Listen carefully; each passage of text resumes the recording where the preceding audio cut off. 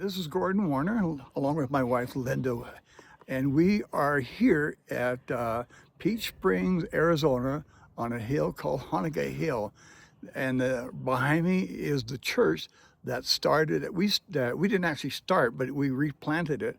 That back in 1971, December, in the month of December, I was 20. My wife had just turned 19, and we felt the call of God to come here to Peach Springs.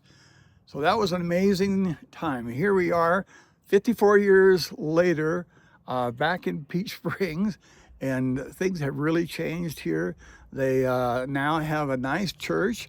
We're really thankful for the church that they have, and they actually have a Wallapai pastor that pastors this church. And so it's a small congregation, but well, that's exciting to see that the work is still going on.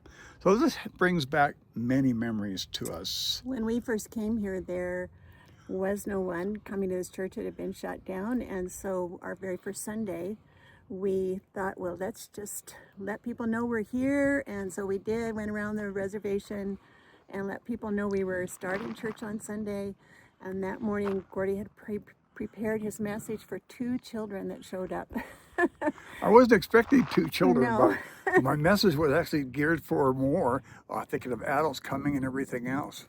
And so then we decided, we felt the Lord wanted us to start a children's club. And so they would walk from all over the reservation up the hill that we just walked up, which was not an easy hill to walk up, but they would walk up here once a week and we'd have kids club. And it eventually grew and we had people getting saved. And then, yeah. Well, you know, when we came here that Sunday, after just 2 kids were here, and I got to tell you, I came all the way from Camel River, British Columbia, Canada, for 2,000 miles all the way here. Gave up my good job I had in the sawmill, and my thought was, did we make a mistake? Lord, why did you bring us all the way here for just 2 kids? And the Lord told me, those 2 kids I died for. Mm-hmm. And he gave me a perspective that even one child was important. And so we were so thankful. And the church did grow beyond 2 kids. There's a picture of my wife with, you can see some of the people that came to our church, but we were so thankful for what God did. Mm-hmm. And it really, this is where we developed our walk of faith right here. In this place, we had to believe God for groceries. We had to believe God for everything, even the expanding of this church here. We had to believe God. And here now, 50 years later, we are in Uganda, and we have a children's home there. We got 250 kids in the children's home, over 300 kids that we're trying to reach. And once again, we are living by faith. Mm-hmm. We don't have any major groups supporting us. It's just churches and some individuals that have a heart for what we're doing and send us the money so we can feed those kids, provide education for them, and of course bring them the gospel. So again, it's a walk by faith, and we're so thankful for you, our partners.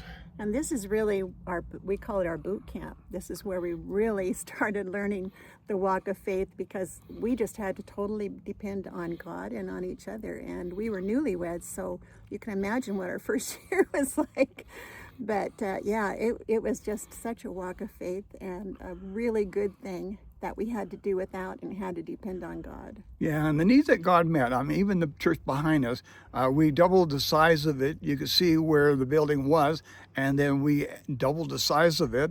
We also raised money for a church van, which really was a blessing.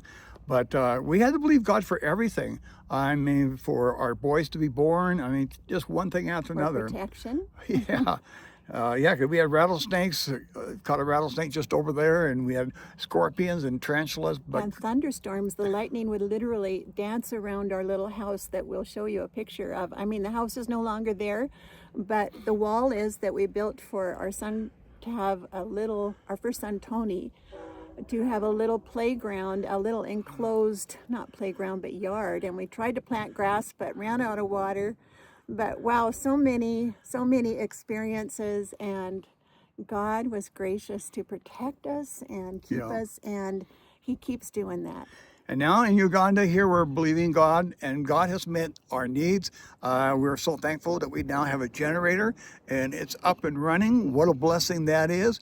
Our washers for the high school are now complete, and we're so thankful for, again, the donations that came in for that. And one other big thing that has happened is our water treatment. Our kids have been getting sick. We've been boiling water and stuff.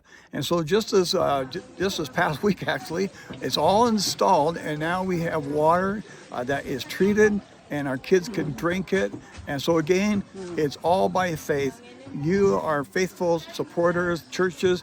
It's because of your faithfulness that we're able to do all these things. So I just want to give a big thanks from Honaga Hill, which actually means good hill.